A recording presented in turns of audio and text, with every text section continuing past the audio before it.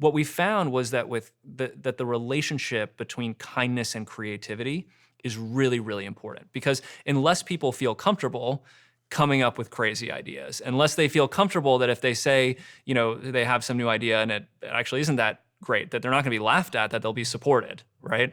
Unless you have that sort of supportive culture, it's very hard to be creative. And so we learned over time that actually, wow, kindness is kind of the essential ingredient if you want to have a creative culture. But anyways, kind, smart, creative. Smart, pretty self-explanatory. And then when it comes to leadership behaviors, there's 3 leadership behaviors or attributes we look for. I just want to pause on that point of kind.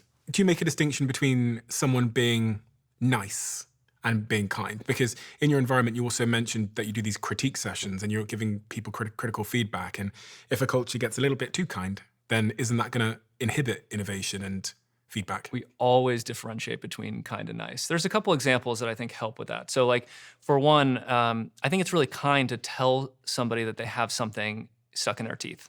Yeah. If you have something stuck in your teeth, you want to know about it, right? It might make you feel awkward. Certainly as the person pointing it out, it's a little awkward, right?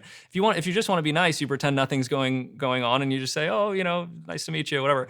But if you're really being kind and you want to help that person, you say, you got something stuck in your teeth. You got to take care of that. And I think that helps distinguish between, niceties and being kind and really wanting to help somebody. I think another great example is if somebody is really struggling, at work, or they're struggling to grow, or they're struggling with, to perform, their duties at Snap. The nice thing to do is maybe just make them feel good about it. Oh, don't worry, I'm sure it'll be okay. The kind thing to do is really help them succeed, right? Say, hey, this isn't working because you're doing X, Y, and Z. Here are some things to do to think about that differently. Provide that really direct feedback. That allows people to grow, and that's the kind thing to do, rather than just making them feel good about not meeting expectations.